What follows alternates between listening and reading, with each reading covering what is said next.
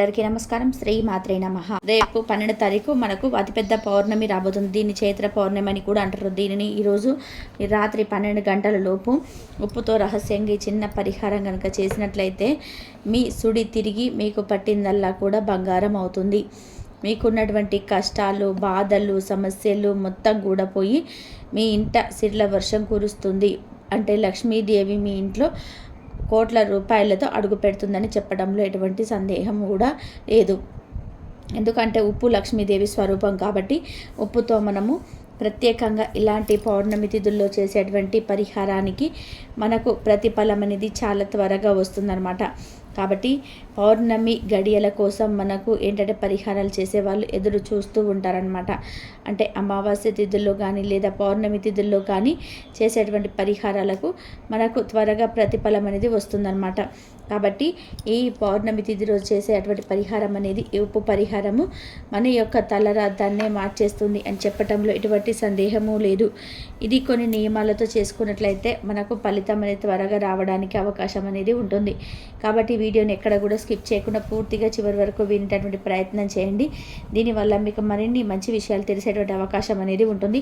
అలాగే మన వీడియోకి ఒక చిన్న లైక్ ఇచ్చి సపోర్ట్ చేయాలని చెప్పి కోరుకుంటున్నాను. ఇక రేపు 12వ తారీఖు వచ్చేటువంటి పౌర్ణమి ఏంటంటే చైత్ర పౌర్ణమి అని అంటారనమాట. దీన్ని ఇది విశ్వాసనామ సంవత్సరంలో వచ్చేటువంటి మొదటి పౌర్ణమి. మనకి 100 సంవత్సరాల తర్వాత వస్తుందన్నమాట ఈ పౌర్ణమి అనేది. ఈ చైత్ర పౌర్ణమి రోజున ప్రత్యేకత ఏంటంటే కనుక హనుమాన్ జయంతిని జరుపుకుంటూ ఉంటారు.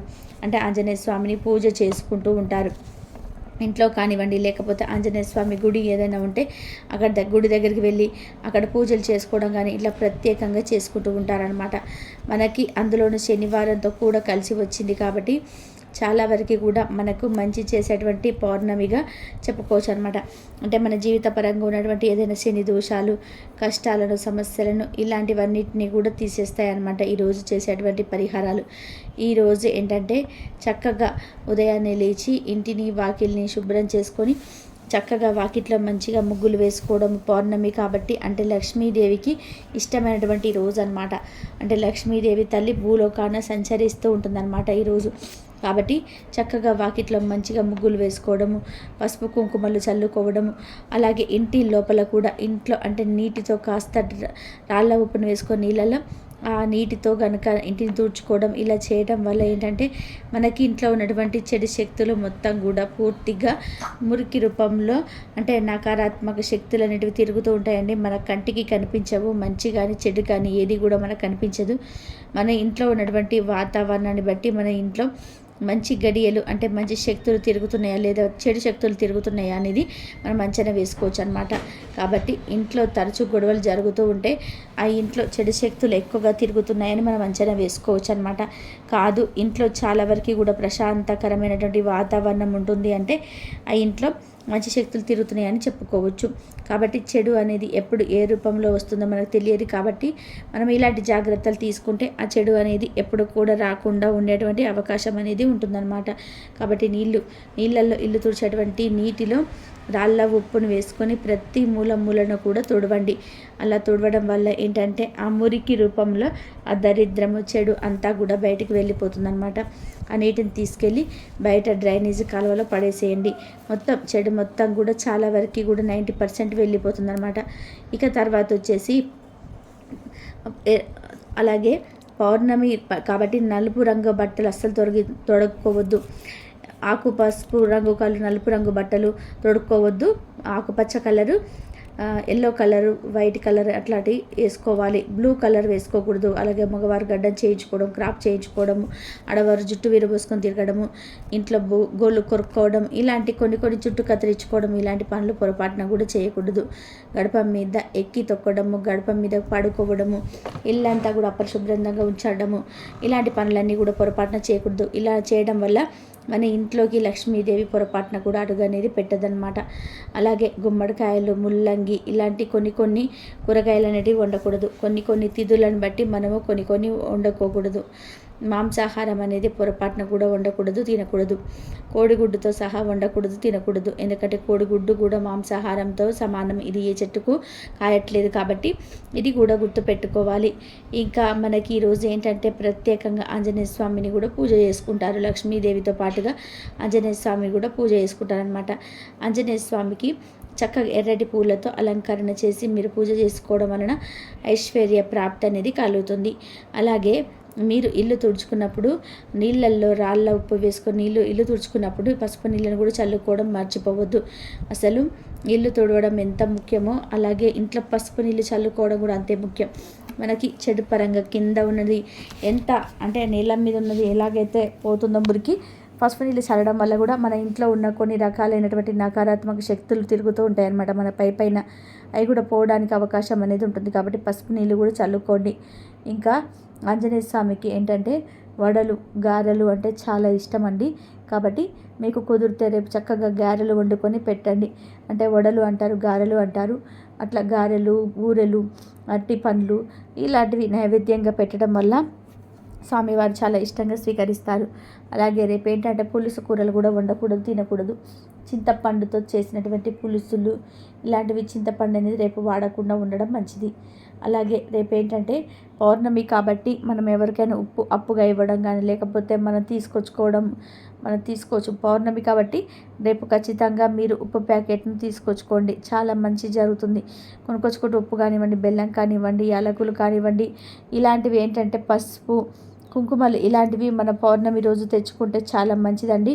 ఆ రూపంలో మనకి ఏంటంటే లక్ష్మీదేవి మన ఇంట్లోకి అడుగు పెడుతుందన్నమాట. ఎందుకంటే లక్ష్మీదేవికి తల్లికి ప్రీతికరమైనటువంటి వస్తువులు కాబట్టి మీరు ఎవరికి ఇవ్వకూడదు. అలాగే పెరుగులు అంటే తోడు అని చెప్పేసి కొంతమంది అడుగుతూ ఉంటారు కదా, పెరుగులు, పాలు ఇలాంటివి కూడా ఎవరికి ఇవ్వకూడదు. ఇది గుర్తుపెట్టుకోండి.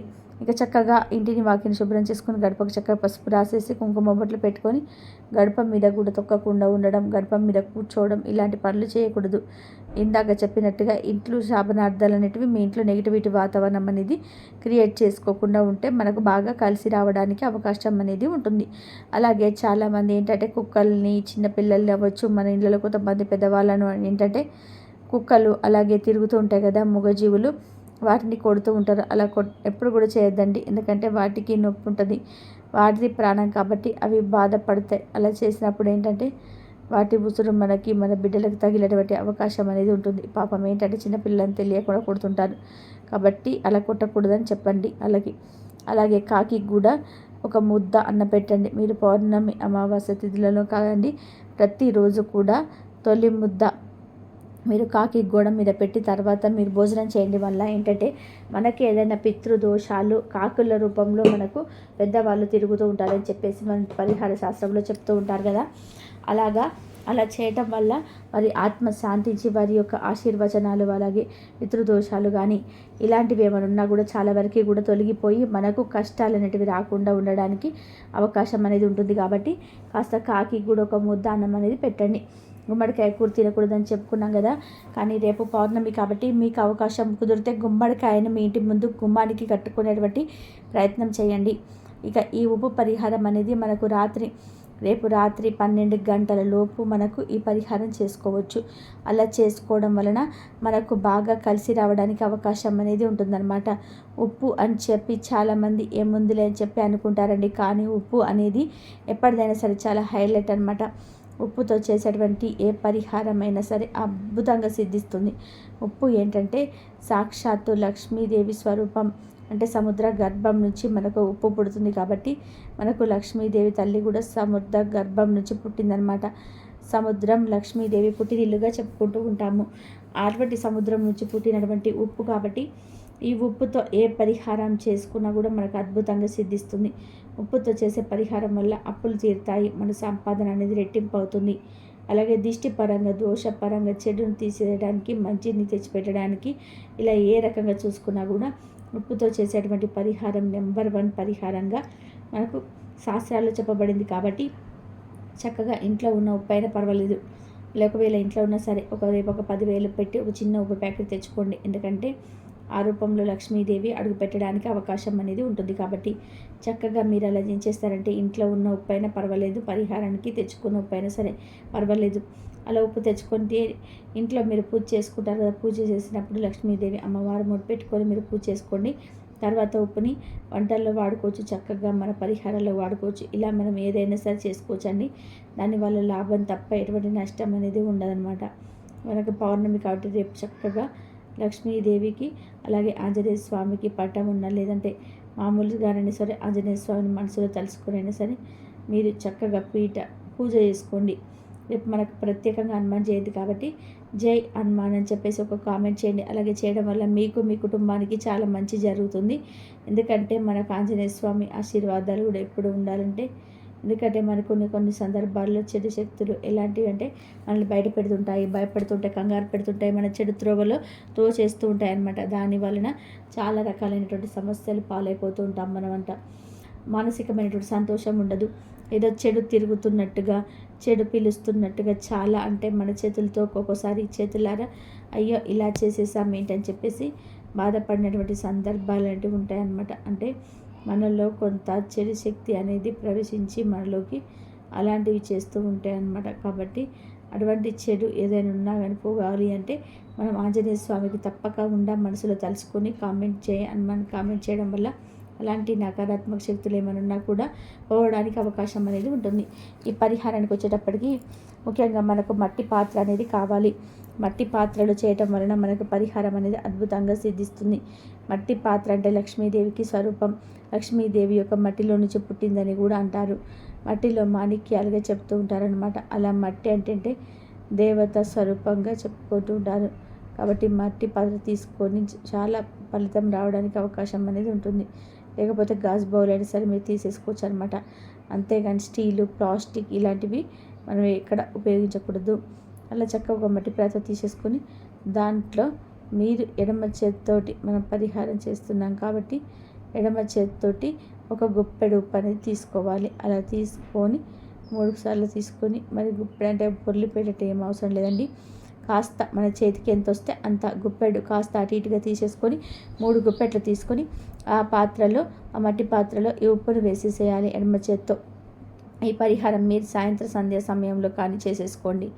మీకు కుదరదు అనుకుంటే ఉదయం అయినా చేసేసుకోవచ్చు. కానీ 90% సాయంత్రం సంధ్యా సమయంలో దగ్గర నుంచి చేసుకోవడానికి ప్రయత్నిస్తే మీకు అద్భుతమైనటువంటి ఫలితం అనేది సిద్ధిస్తుంది. ఎందుకంటే మనకు సంధ్యా సమయంలో భూలోకాన్ని లక్ష్మీదేవి తల్లి తిరుగుతూ ఉంటుంది కాబట్టి ఆ సమయంలో చేస్తే మనకు బాగా ప్రతిఫలం అనేది ఉంటుంది. అలాగే మన రాత్రంతా కూడా ఈ ఉప్పును మనం ఇంట్లో ఉంచుకోవాలి కాబట్టి మీరు ఎక్కువగా 90% సంధ్యా సమయంలో చేయడానికి ప్రయత్నం చేయండి. అలా వేసేసిన తర్వాత 3 గుప్పెళ్ళ ఉప్పును దాంట్లో తీసుకొని వేసుకోండి. వేసిన తర్వాత మీరు ఏం చేస్తారు అంటే అందులో వచ్చేటప్పటికి చిటికెడంత పసుపు, అలాగే చిటికెడంత కుంకుమ ఈ మట్టి పాత్రలో పెట్టుకొని గుర్తుపెట్టుకోండి. శుభ్రంగా నీటితో శుద్ధి చేసి ఆ మట్టి పాత్రకు పసుపు కుంకుమలతో బొట్లు పెట్టాలి. అంత పసుపు పూసేసి గంధము కుంకుమలతో బొట్లు పెట్టాలి. మట్టి పాత్ర శుద్ధంగా ఉండాలి. అలా చేసిన తర్వాత 3 గుప్పెట్ల ఉప్పు, 11 రూపాయల డబ్బులు, చిటికెడంత పసుపు కుంకుమ, 7 లవంగాలు ఇవన్నీ కూడా వేసి ఆ మట్టి పాత్రలో ఉంచాలి.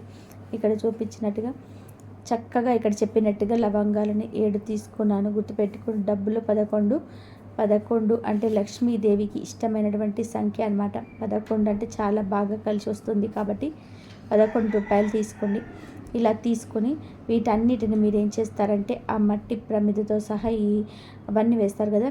మీరు దేవుడు పూజ చేసినప్పుడు, దేవుడు పూజ దగ్గర అంటే దీపారాధన చేసినప్పుడు ఆ దీపారాధన ముందు పెట్టాలి. అంటే మీ పూజా మందిరంలో పెట్టాలి. ఒకవేళ మీకు పూజా మందిరంలో పెట్టడానికి అవకాశం కుదరలేదు అంటే కొంతమందికి ఇరుకుగా ఉంటుంది కాబట్టి కుదరలేదు, అలా చేయడానికి మాకు అవకాశం లేదు అనుకునేవంటే మీ ఇంటి యొక్క ఈశాన్య మూలలోనైనా సరే మీరు పెట్టుకోవచ్చు అనమాట. ఈశాన్యం ఏంటంటే మనకు సాక్షాత్తు పరమశివుడి యొక్క స్థానం అంటారనమాట. ఈశాన్యంలో ఎప్పుడు శివుడు ఉంటాడు అని చెప్పేసి అంటారు.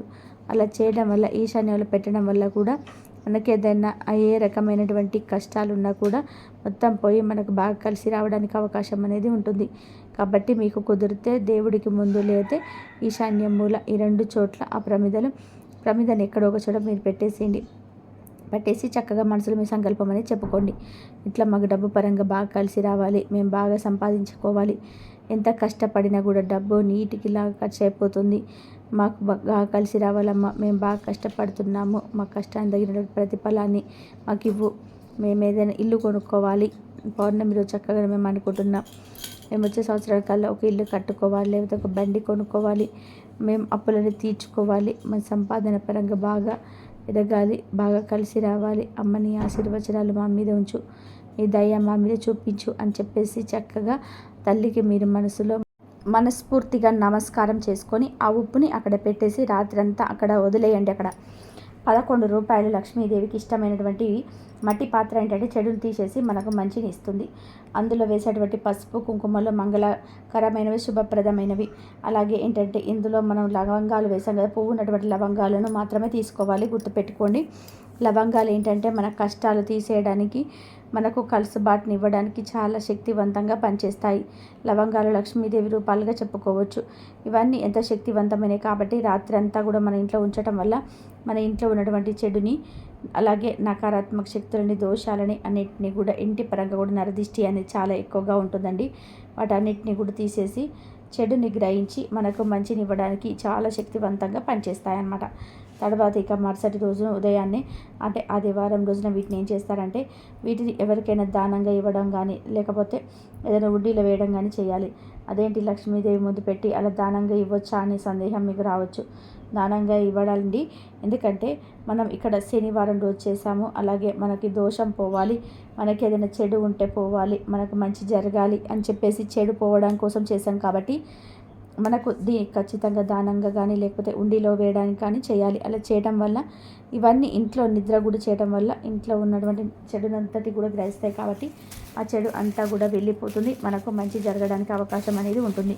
ఇంకా 11 రూపాయలను దానంగా కానీ ఉండిలో కానీ వేసేసి ఇక మిగతా అన్నిటినీ కూడా పారన్నిట్లో కానీ చెట్టు మొదట్లో కానీ వేసేసేయండి. మనకి ఆ చెడంతా పోయి మనకు బాగా మంచి జరగడానికి అవకాశం అనేది ఉంటుంది. కాబట్టి ఈ రోజున, రేపు పౌర్ణమి రోజున ఈ పరిహారం తప్పకుండా చేసుకొని మరుసటి రోజు నుంచి మీకు మంచి జరగడం, డబ్బు పరంగా బాగా కలిసి రావడము, అప్పులు తీరిపోవడం, సంపాదన పరంగా కలిసి రావడం, లక్ష్మీదేవి మీ ఇంట్లో తిష్ట వేసుకొని కూర్చోవడం చూసి మీరే ఆశ్చర్యపోతారు. చాలా మంచి ప్రతిఫలం అనేది వస్తుంది. కాబట్టి చక్కగా లోపుతో రహస్యంగా పరిహారం చేసుకోండి. ఇలా చేశామని చెప్పేసి ఎవరికి కూడా పొరపాటున కూడా చెప్పవద్దు. అర్థమైంది కదండి. మన వీడియో నచ్చితే చిన్న లైక్ ఇచ్చి సపోర్ట్ చేయండి. మీరు లైక్ చేయడం వల్ల మీరు మరికొంతమంది చేయడానికి అవకాశం ఉంటుంది. కాబట్టి ఒక లైక్ ఇవ్వండి. అలాగే మీకు తెలిసిన మిత్రులకు కూడా షేర్ చేసి మన ఛానల్ని సబ్స్క్రైబ్ చేసుకొని పక్కనే ఉన్నటువంటి బెల్ ఐకాన్ అనేది క్లిక్ చేస్తే మేము చెప్పే ప్రతిరోజు నేను పెట్టే వీడియో నోటిఫికేషన్ రూపంలో వచ్చేస్తుంది. దానివల్ల మీరు మరింత విలువైనటువంటి సమాచారం తెలుసుకునే అవకాశం అనేది ఉంటుంది. కాబట్టి ఒక లైక్ ఇచ్చి సపోర్ట్ చేస్తారని మనస్ఫూర్తిగా కోరుకుంటూ మరొక మంచి విశేషంతో మళ్ళీ కలుద్దాం. నమస్కారం.